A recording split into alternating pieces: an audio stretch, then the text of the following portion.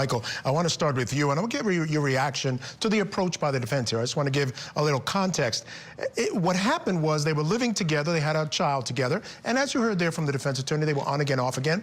On the night before she was last seen, I think she ended up being killed that night, they were at a bar. He shows up at a bar because he had been tracking her. It's something they had done even before then. It wasn't just because they were breaking up. She had told him she was done with him. She was interested in a guy at work. They go see each other at a bar. He shows up at the bar. He's upset. She leaves with the guy, and he catches her in his truck, or the other guy's truck, having sex.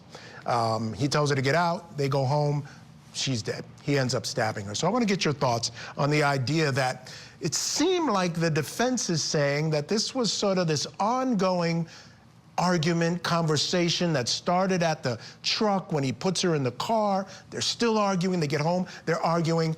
And probably, I think she's going to want to tell this jury, it was in the heat of passion that he kills his girlfriend or the mother of his child, rather than this premeditated where he just took her home because he wanted to kill her there rather than in the street. I think he should get ready for a lifetime being in prison. I think this guy's he's going to get cooked. I mean, that's probably the only defense they could levy.